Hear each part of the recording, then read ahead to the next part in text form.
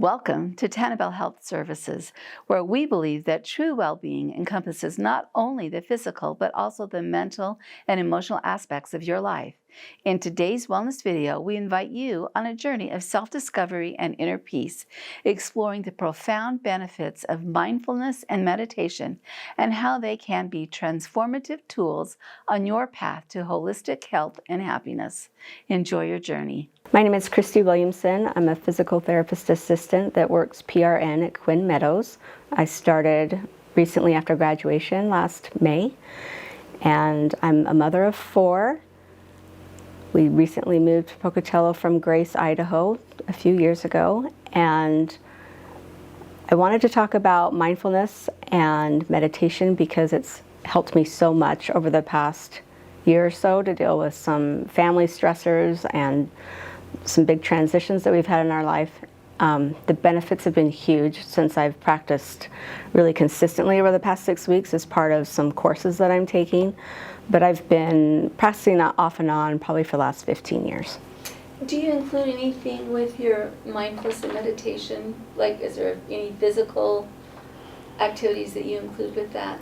I like to do a little bit of yoga first, just because I find movement helps me calm down and be better at meditating. So I like to start with movement and then go into meditation. And explain to me the difference between mindfulness and meditation. I know that they're very linked. How are they a little bit different from each other? So mindfulness is the act of being aware of your sensations inside, your thoughts, your surroundings, and just allowing them to be without judgment.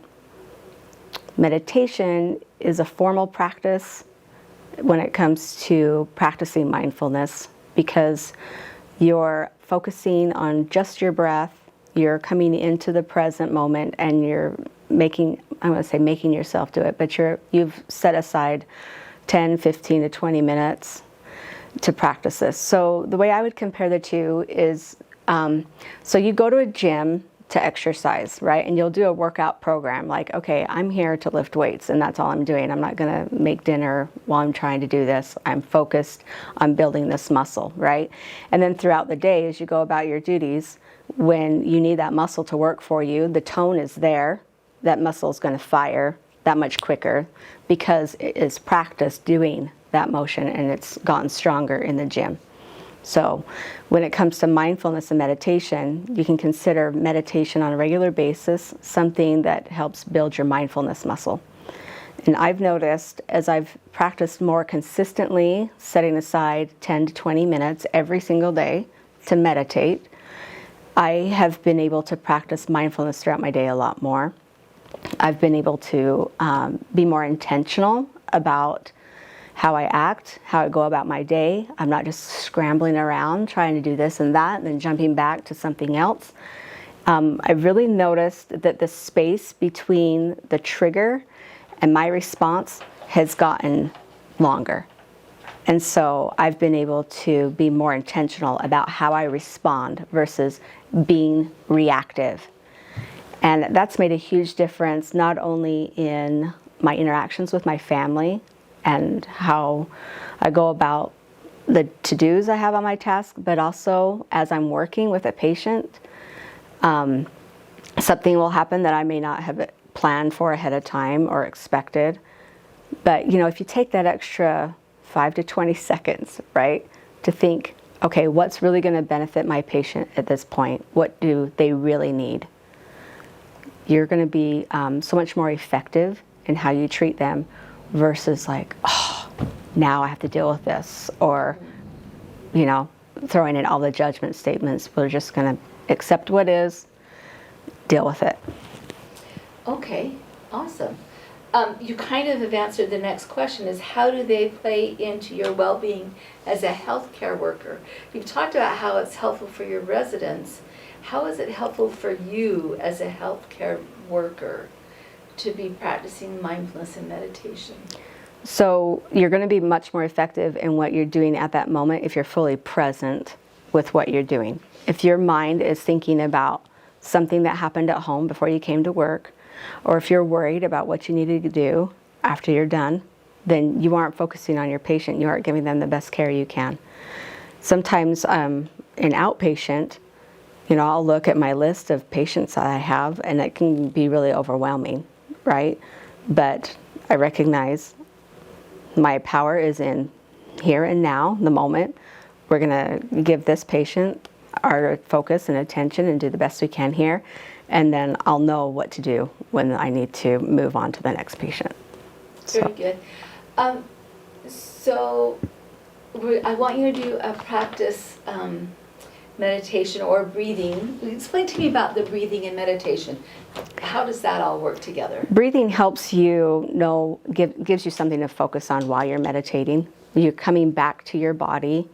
So we're calming the mind by focusing inward on our body. And really, it's outside of like movement. We can't regulate our digestion system by thinking about it, but we can regulate our breath.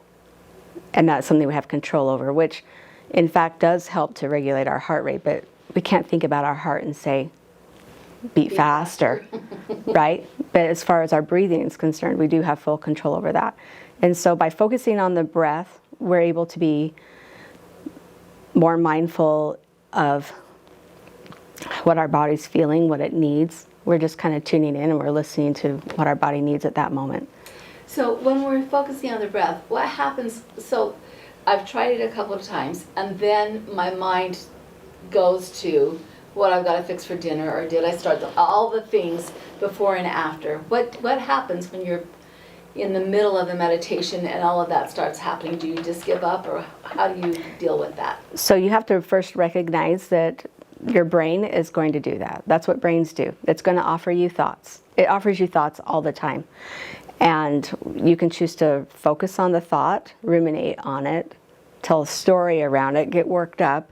You can acknowledge the thought and say, okay, this is useful or it's not. I'm going to let this go or I'm going to tend to it.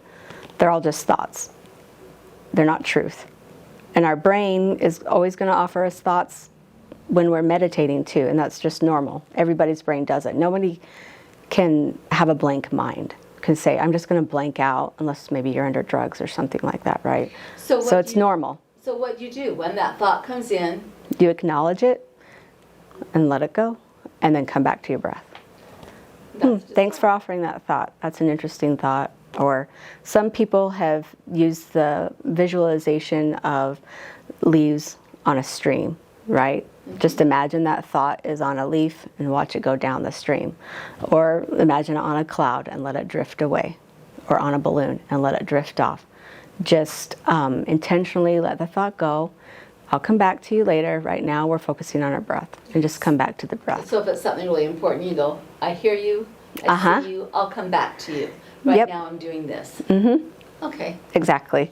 So you kind of have to think of your brain sometimes as a toddler. Mm-hmm. It wants to be acknowledged, right? Mom. Right. And the more you try to ignore it or push it away, the more persistent it can become. So rather than get frustrated with that thought that's there, just acknowledge that it's there. Give it its stage for a minute, right? And then till I'll get back to you. And a lot of times counting the breath is really a great way to help keep your mind from wandering. And there's guided meditations too. So a lot of times, especially when you're first starting, I really recommend a guided meditation. You can find those online all over the place, right? Yeah. And they don't have to be super long. They can even just be like a minute or something, right? Yeah. I really like Insight Timer. It's a free app, and they have membership options, but they also have a lot of options that are free. Insight Timer? Mm-hmm. There's also the Calm app. And if you have an educator in your family, we were able to get a free membership to Calm. And they have meditations for kids as well as adults.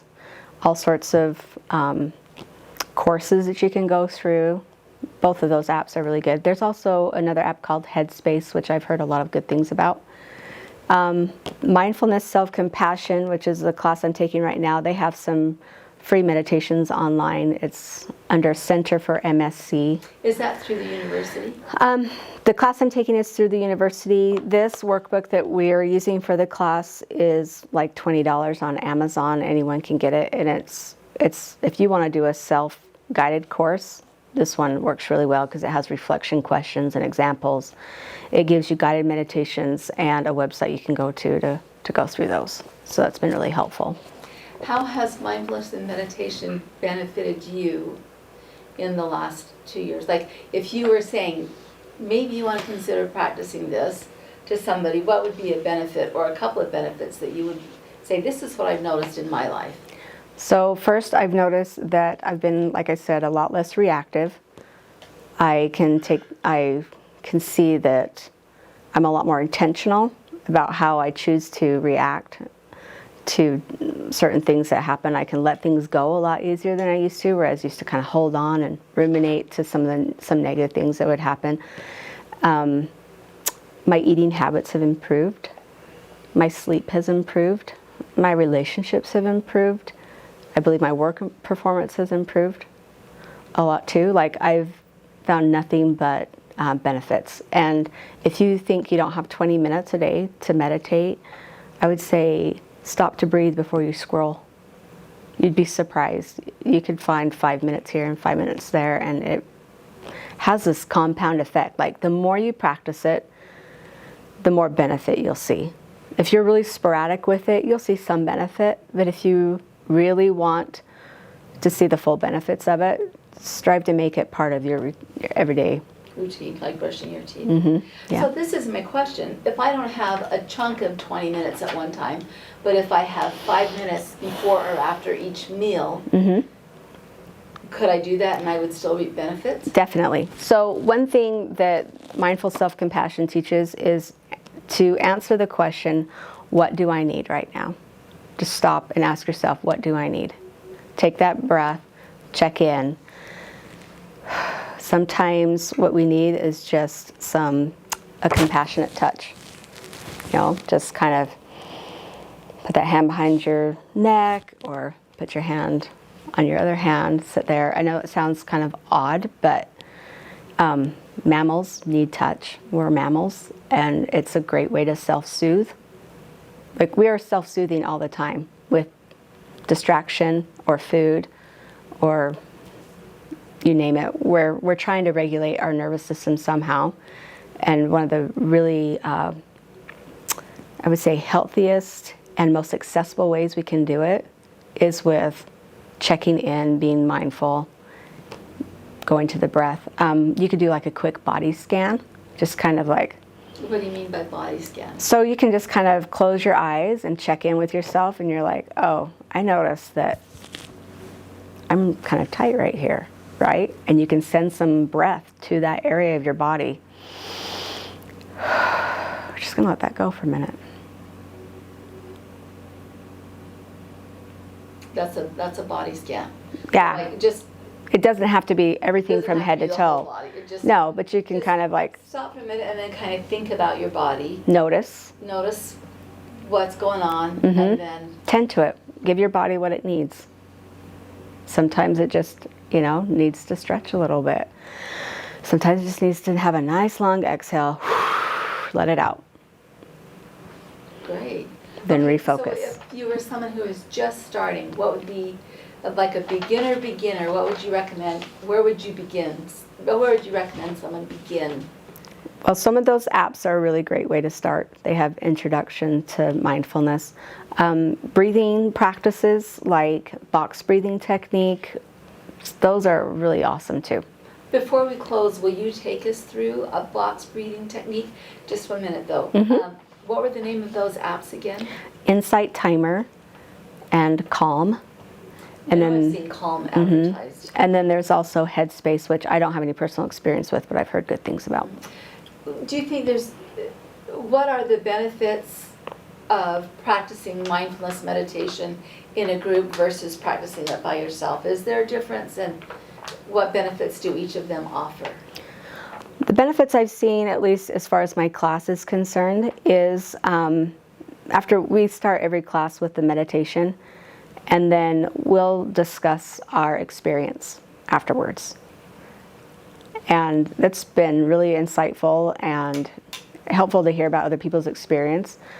It kind of brings in that common humanity thing when you hear somebody else say my mind was everywhere today. I found it really hard to focus, but I felt a lot better when I was done. And then someone else will talk about their experience. There's that, just kind of that link that you can find, because a lot of times when we get stressed out, we tend to disconnect. And our minds want to tell the story that everybody else's life is so much easier than yours right now, and you feel alone, right? But when we disconnect, we can just add to the suffering that we might be feeling, and our stress levels can go up. But I feel like when you have a group that you're with, you don't have to like tell them your life story. They don't have to know all the details, but there is that common humanity that is recognized, and you can just find some. It is a bonding, and you can find strength. Like the people in my class, I've not met outside of class. Some of them I still can't remember their name, but where we've shared some experiences and we can acknowledge each other's humanness.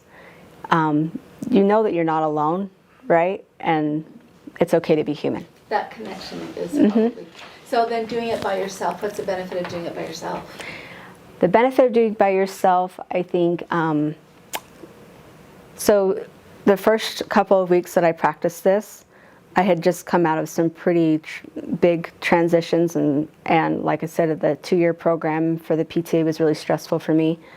I probably wouldn't have been able to tap into my feelings or felt as, allowed myself to feel vulnerable, I guess, unless I had been alone. So I would just kind of go out in my backyard and meditate for a little while, and I didn't realize how much I'd been holding in and trying to repress, I guess, or mask. We have to act like we have it all together. Right, and we kind of have this front on everybody. Right, and if you are in front of your kids or your spouse, sometimes allowing those feelings to come out can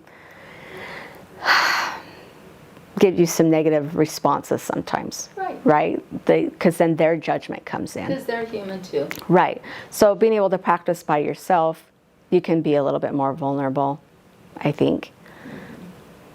And I found myself, like I said, crying quite a bit the first few weeks. It was really surprising. But it was a release that I really needed. And it was, I'm really glad that I took that time on my own to do it versus counting on the group experience. But like I said, kind of like attuned to working out.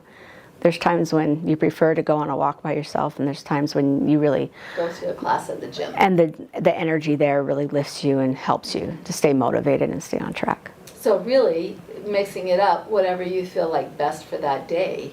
Exactly. You can do both. You don't have to be, I can only do it by myself, or I can only do it in a group. And don't feel like you can only do it at a certain time of day, too. You can practice mindfulness on a walk. You can practice mindfulness while you're eating a meal.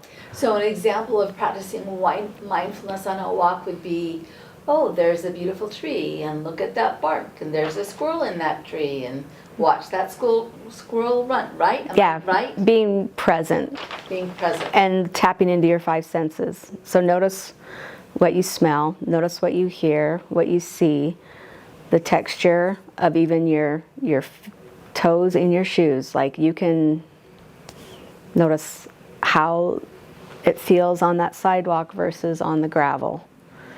All of that. All of it. And it all brings you right here. So that instead of, because I used to go on a walk and I'd be like, what do I have to do when I get home, right? And I didn't feel less stressed when I got home. I actually was like, hurry and get this walk over with so I can get home and get back to what I need to do. And it didn't benefit me as much as like my mindful walks. I would come back and better able to focus because I was more calm. So it kind of reminds me of praying and pondering. Yeah, that's what it makes me think of. Is there a super quick, like the breath?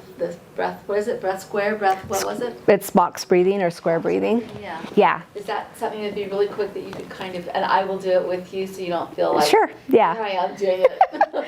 Well, you do it with us. And I'll have to tell you, like, I've had some patients come in that have some super high pain levels, and they'll sit there and say, my back is killing me, like I can't move. And you can see they're like all worked up, right? So anxious, yeah. They're so anxious, and they're so like hyper focused on the area that's painful, or they're sitting there ruminating about, why did I do that? I messed it up again. Like how did I not know better than to bend over and twist with that heavy load that I had? Things like that.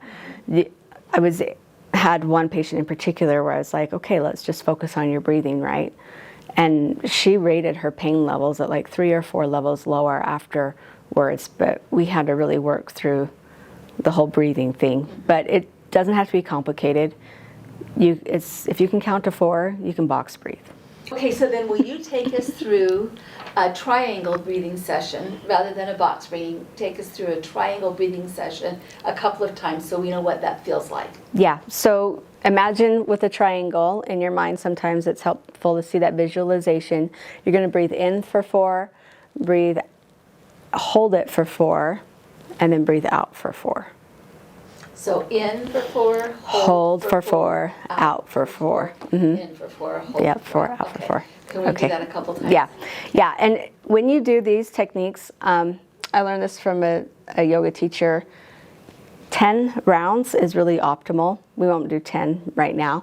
And the way to keep track of 1 through 10, right, is like the pads of your fingers. So you'll go 1, 2, 3, 4, 5, 6, 7, 8, 9, 10. Okay. So you're going up, you're touching each part of the digits around and down to get to 10. And part of the mindfulness, really using that tactile motion with your fingers and focusing on hitting all those points, can really help you to be more mindful too. Keep you more focused. So if you want to just start with me, let's do a couple of rounds. So we'll breathe in for 4. Hold. Out. Breathe in. Hold. Out. Let's do it 2 more times. In. Hold. Out. Last time, breathe in. Hold. Exhale.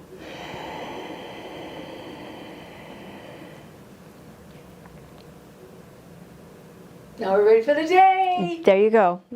Grounded, all set. Is there anything that we didn't ask you that you think would be important to share with our team members? Just give it a try. I would just encourage everybody to try it for a week. Commit yourself to 10 minutes a day for 7 days and see if you notice a difference. It certainly can't hurt. No. And it's like I said, with exercise and getting stronger, physical health is affected by our mental health and vice versa. So you're really missing half the picture if you aren't tending to your mind and trying to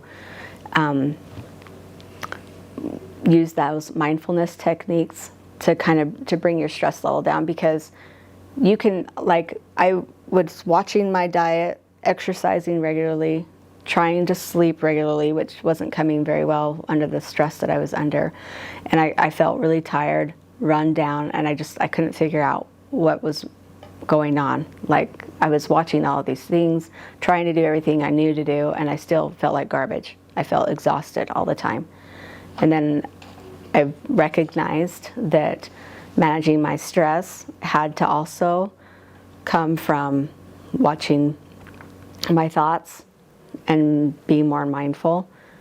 And that's just kind of helped everything settle down. Like, my inflammatory responses in there, I don't get sick as often.